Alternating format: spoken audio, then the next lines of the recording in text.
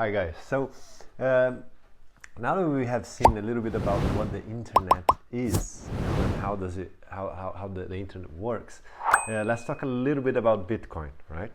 So Bitcoin was created in 2009, so it's about 10 years old, okay, 10, 11 years old. And it's a system of distributed computers, like the internet. No, it's a system of distributed computers that analyze and confirm transactions. Okay, so in other words, for two people to transact money, normal money, normally we need a bank, right, and a central bank and the government, right? And in Bitcoin, they only need this network of computers that approve and say, hey, your transaction is confirmed now, okay? And this is a simple way of seeing Bitcoin, okay? So I think what the first applications now that we're talking about is the currency, is a store of value, okay? It's a money, right? And this is the first application, and is the application that is being used at the moment. And it's quite incredible because in terms of money is a non-governmental money, right? I am 35 years old, I'm from Brazil, and I have seen, and I'm sure some of you as well, I've seen 6 different types of Brazilian money, right? We had Cruzeiro, we had Cruzado Novo, we had Cruzado, we had Cruzeiro Real, we had Real, right?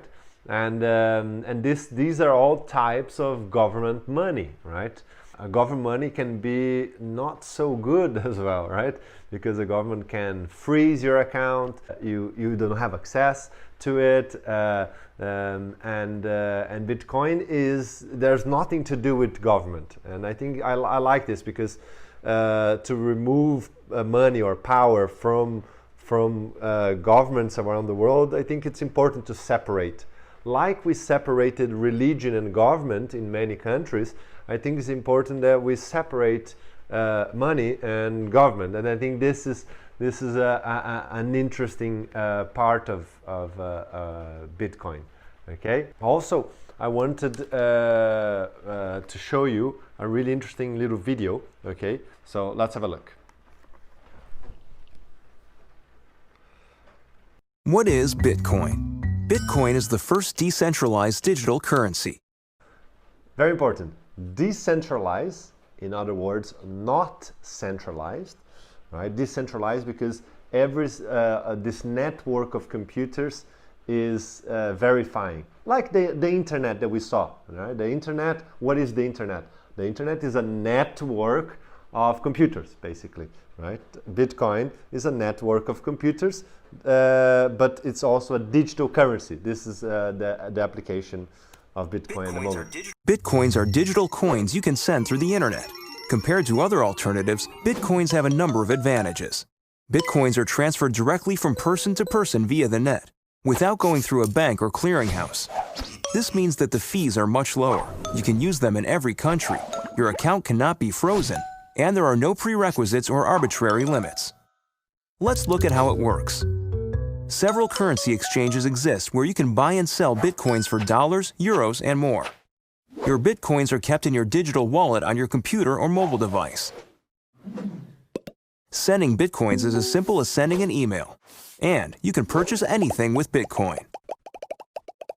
The Bitcoin network is secured by individuals called miners. Miners are rewarded newly generated Bitcoins for verifying transactions.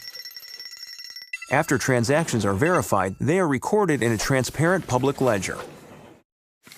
Bitcoin opens up a whole new platform for innovation. The software is completely open source and anyone can review the code. It gives you a nice understanding of Bitcoin as a digital decentralized currency, okay? And as we move forward, I want to talk to you a little bit about money and value, because this is very important in this concept. So this is the next video we're going to talk to. Okay, hope you have understood a little bit better. Don't worry if you haven't. Don't worry if it's a little confusing still.